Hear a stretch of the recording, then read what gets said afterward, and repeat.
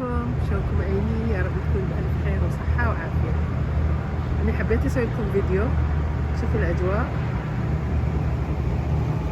الغيوم راح تمطر. قبل ما تمطر خلي شوية نشوف النباتات وشنو اللي سويته. أشوف لكم إياه خلال هاي الفترة، يعني خلال اليومين شنو زرعت بالحديقة. ما أعرف شنو جاي بالليل، حيوان ومحفر، يعني أكبر وحدة خوافة.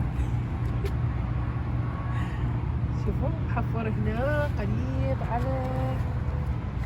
على النباتات مالتي. هنا نباتاتي شوفوهم، سويت لهم شوية سقف حتى نخفف عليهم المطر والحرارة والشمس القوية. خليني أشوفكم أول مرة بالحديقة شنو زراعت. حولت من السنادين للحديقة، حولت نبات الشمعدان من السنادين حولناهم هنا بالحديقة. هذه، وأيضا هنا زرعنا التين الشوكي اللي السنة الماضية زرعتها من البذور. الحمد لله صارت شوية كبيرة، بس قامت الأوراق تاخذ بالطول ما تاخذ بالعرض، الصفائح مالتها اللوح، فزرعتهم هنا بالحديقة. قبل يومين زرعناها أنا وزوجي، وإن شاء الله أي نتائج تصير بيها أشوف لكم إياها. هي والشمعدان حولناه هنا بالعرض، الأخضر والملون، فشفتها بالسنادين قام تكبر وتصير ضعيفة، فحولناها بالتربة. وإن شاء الله أشوف لكم إياها بعد ما يعني من أشوف النتائج شنو تصير. هسه خلينا نروح، طبعا بدأت المطر، خلينا نروح. خليني أشوفكم قبل ما نروح على النباتات. شوفوا الطيور حاطين هنا بالحديقة. هذا طيور ابني اللي هو ساكن بشقة، فحط الطيور مالته عندنا هنا بالبيت بالحديقة. كانوا طايرين، ومن شافوا بدأ المطر قليل تراددين رأسا جمي دخلوا. هذه خليني أشوفكم أشياء عندنا احنا موجودة. بدأ المطر. هذا القفص الثاني، هاي اللون الأسود هناكم. فبدأ المطر. خليني أسوي فيديو سريع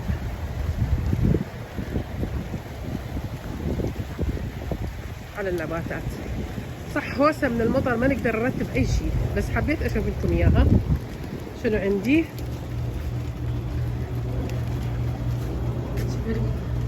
اليوم أزهرت الحمد لله، وإذن الفيل، وهذه شوفوا سنجانيوم الأحادي والثنائي والثلاث اللون عندي هنا. هاي المجموعة، هاي السندانة اللي قلت لكم ضعيفة راح أطلعها برا، طلعتها البارحة والحمد لله بدأت تطلع الأوراق الجديدة. هنا هاي المجموعة، هاي بوكة المرقطة. عندي هذني كانت الكلاشوا كانت مزروعة ويا الشمعدان، فحولتهم هنا خليتهم حتى أزرعهم بغير سنادين. صار يومين يشوفوها ما شاء الله باقية محافظة على وضعها. حاليا عندنا مطر. وهذا السجاد، وهساني بالمناسبة انحصرت برا جوا السقيفة، الدنيا مطرت. شوفوا المكحلة ما شاء الله، شوفوا الأزهار اللي بيها، شوفوا حجمها. هناك الكرتون بالأسفل، يعني سبق وشوفت لكم إياه، بس حبيت أشوف لكم الأجواء اللي عندنا والمطر اللي بدأ. شوفوا الأجواء. احنا بالمناسبة احنا جونا حار، بس مو بحرارة الدول العربية الحمد لله. يعني هسه وصل تقريبا 32 أو 30، شوية خفت الحرارة، وخاصة من اكو مطر شوية تكون أقل من تكون الشمس مباشرة. الشمس مباشرة لا واو بال40 وكثير حارة. شوفوا بدأ المطر، مطر خفيف بعده.